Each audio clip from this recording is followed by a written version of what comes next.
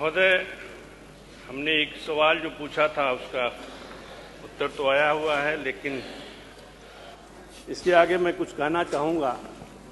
इस प्रदेश में बहुतेरे माँ बाप ऐसे हैं जिनकी ये इच्छा होती है कि उनका लड़का डॉक्टर बने। बड़ी मेहनत से इंटर के बाद किसी तरह वो नीट में सिलेक्ट होता है।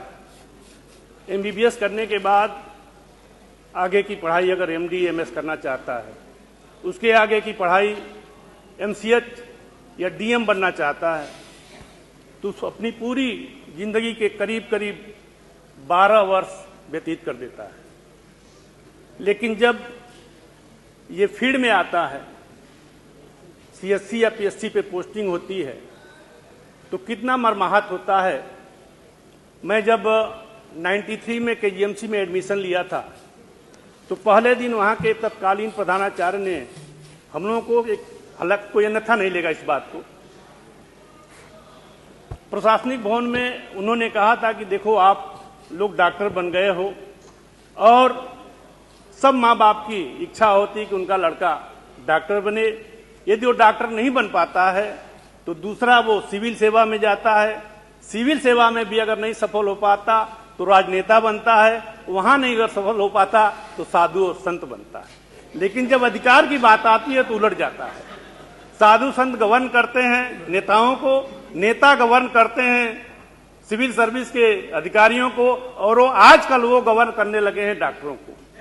उदाहरण के रूप में अभी आया होगा, एसडीएम साहब एक लड़का बेचारा डॉक्टर है, पीएमएस का डॉक्टर है, 150 की ओपीडी उसकी है, करीब करीब 30-35 मरीज भर्ती किए हुए, उसको जाके उसके चैम्बर से घसीट के ला रहे हैं कि नहीं चलो इस मरीज को पहले देखो। तो इस तरह की बातें आजकल देखने को मिल रही हैं। तो मैं सिर्फ छोटे से 2 अनुपूरक के साथ माननीय मंत्री जी से पूछना चाहता हूं कि क्या सरकार चिकित्सा संवर्ग के उच्च पदों पर जो सिर्फ चिकित्सकों की नियुक्ति कर सिविल सेवा संवर्ग के अधिकारियों के हस्तक्षेप पर रोक लगाएगी?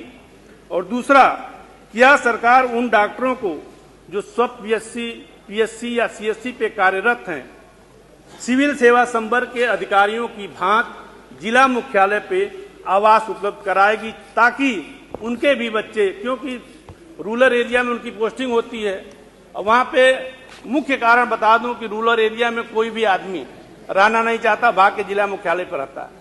अपने बच्चों को किस तरह से वो कहां पढ़ाए, ये सबसे बड़ी समस्या होती है।